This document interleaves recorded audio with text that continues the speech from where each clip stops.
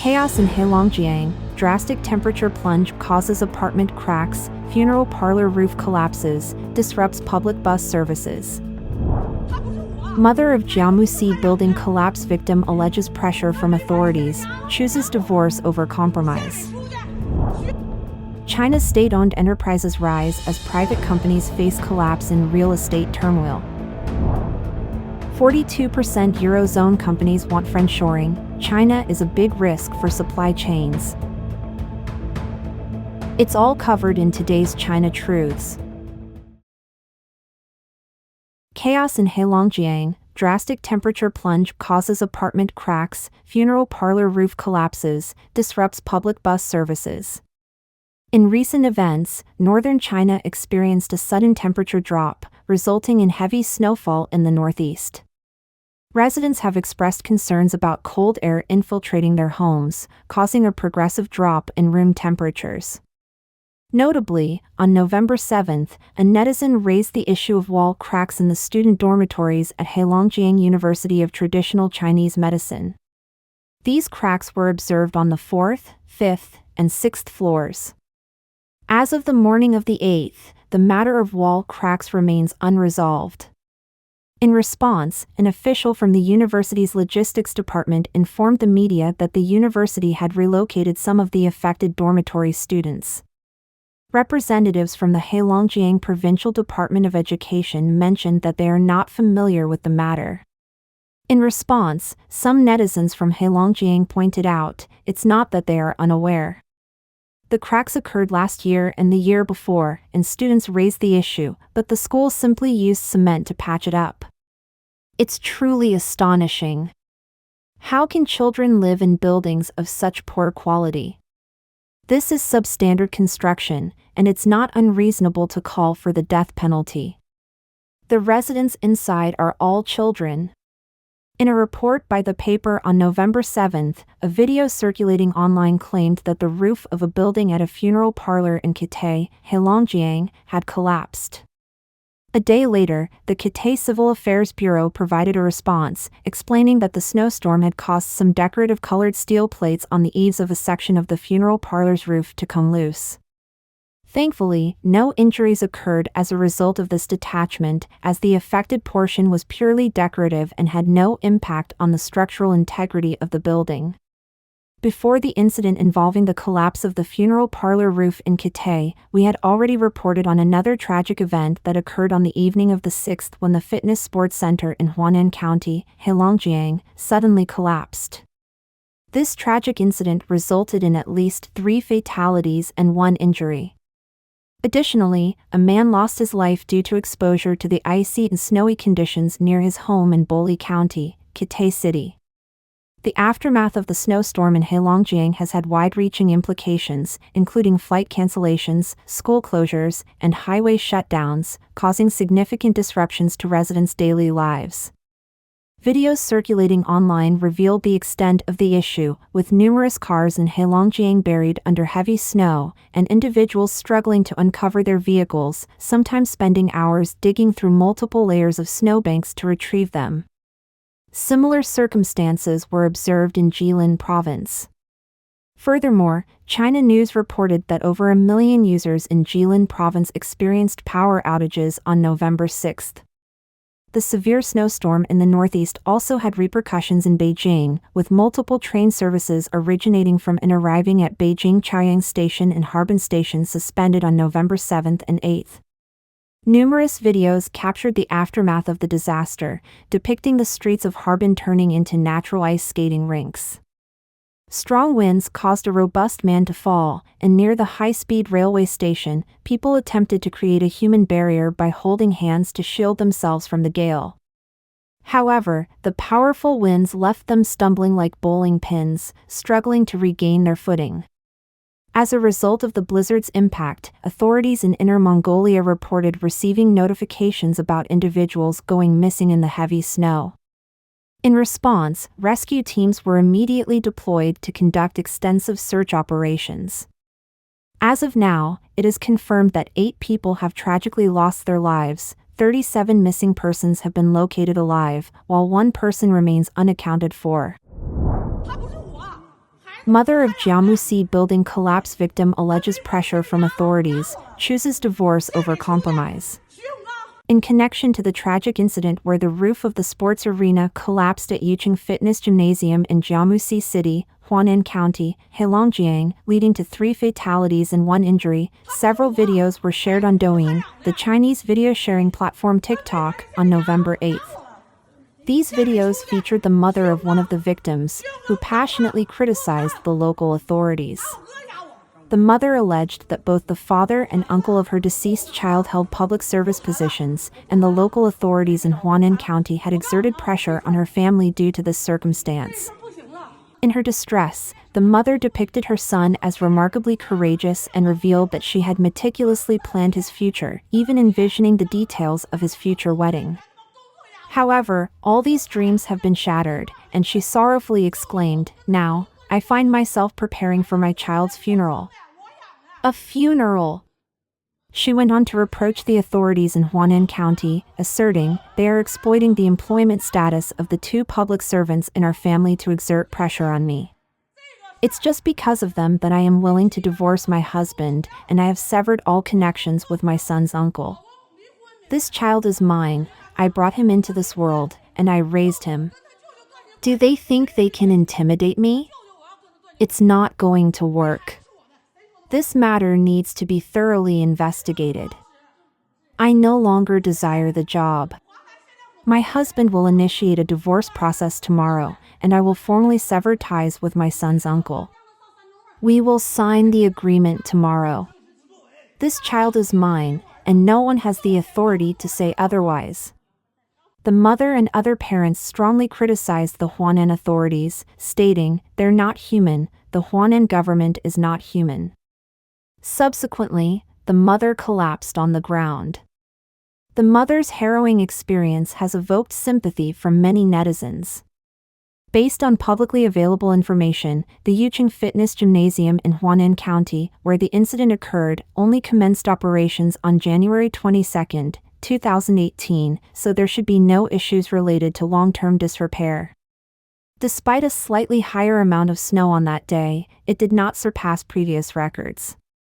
Additionally, snowstorms are a frequent occurrence in northeastern China nearly every year, and the snow load a building can withstand should be a stringent criterion. Unfortunately, this tragic incident still transpired, impacting at least 3 families who may never escape this harsh winter. China's state-owned enterprises rise as private companies face collapse in real estate turmoil. China's real estate market is undergoing a crisis with sluggish sales and a slow economic recovery. Meanwhile, Chinese state-owned enterprises, SOEs, are rapidly gaining dominance in real estate sales, while private companies, including giants like Evergrande Group and Country Garden, face debt defaults. This power shift is raising questions concerning the Chinese regime's intent to expand the SOEs and its implications for the broader economy. This phenomenon in the Chinese economy gave rise to the catchphrase, "The state enterprises advance, the private sector's retreat," meaning that the SOEs are expanding and forcing out private companies. The regime would generally favor SOEs in policies and subsidies and, therefore, gradually eliminate competitors from the market. This trend signals that China's real estate power landscape is facing a major reshuffling. Real estate contributes to around 30% of China's GDP and is, therefore, critical to the stability of the country's economy. Data shows that the total sales of China's top 100 real estate companies from January to October amounted to 4.56 trillion yuan, approximately $624.7 billion, a decrease of 12.8% compared to the same period last year. The top 5 companies on the sales list were dominated by SOEs backed by the Chinese Communist Party, CCP. Topping the sales list was Poly Real Estate, a subsidiary of the state-owned China Poly Group, whose sales from January to October rose 1.4% year-on-year to 368.21 billion yuan, approximately $50.4 billion. This amount is 6.7 times that of 22nd ranked China Evergrande's 54.6 billion yuan, approximately $7.5 billion. In the second to fifth place on the sales list, all are SOEs, and 3 out of 4 of them had increased their sales volume in the past year. In China's real estate sales rankings from January to October, the pattern of the top 100 real estate companies is undergoing a complete remake. Country Garden, a privately owned company, fell out of the top 5 and ranked 6th, with its sales volume plummeting 49.3% year-on-year. Another private property developer, Sunac China, saw their sales plunge the most year-on-year by 50.5% among the top 50 companies. SOEs dominates the land market. The real estate SOEs' rise is even more remarkable in the land market. The amount of land ownership is a crucial resource for real estate companies to develop, which determines their future market share. However, due to the limited capital strength and the downturn of the Chinese real estate industry, the once large private companies are no longer in a position to acquire more land. China's state-owned real estate companies are taking advantage of the situation to take control of high-quality land resources. According to data from January to the end of October, among the top 100 Chinese real estate companies, nearly 50% of them have almost stopped acquiring land, and most of these real estate companies are ranked in the lower half of the top 100 in terms of sales performance. The top 10 real estate companies in land acquisition are all SOEs controlled by the CCP. SOEs also accounted for 66% of the land acquisitions, while private Chinese companies only accounted for 22%. This shows that the future dominance of China's real estate market will be in the hands of these SOEs. Mike Sun, a North American investment consultant, said, seeing the difficulties experienced by private real estate companies, the SOEs seized the opportunity to acquire land for 2 major reasons. First, they wish to stabilize the market by having the CCP own most of the land in the country. The regime certainly does not want to see their land depreciate in value. Secondly, the SOEs have not suffered significant losses during the real estate crisis.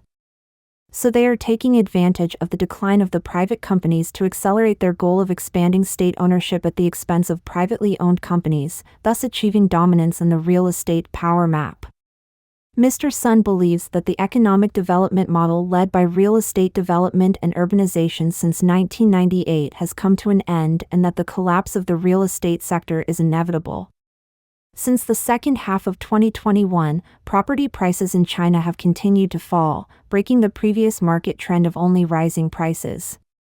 China's economy has also been on a downward trend, with the youth unemployment rate hitting record highs at 21.3% in June. Some academics suggest that the actual figure could be as high as 46.5%. The real estate crisis in China is also starting to impact the financial sector, which may lead to a broader economic crisis.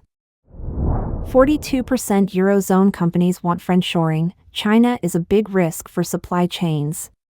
42% of companies in the Eurozone want to relocate to friendly countries, or FriendShoring, in the next 5 years, according to the European Central Bank (ECB) survey published on November 6. FriendShoring involves relocating production to politically or economically favored countries in order to minimize geopolitical risk. The ECB questions 65 leading companies in the Eurozone regarding decisions on locations and input production sources as well as how they respond to supply chain risks.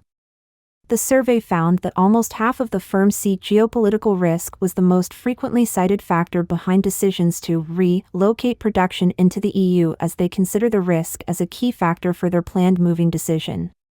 The survey found, as to those countries which posed, or could pose, a risk to supply chains in their sector more generally, 2/3 of all respondents cited China. 55% of the companies sourced critical materials from a specific country or a number of countries, and nearly all said that these supplies now faced elevated risk.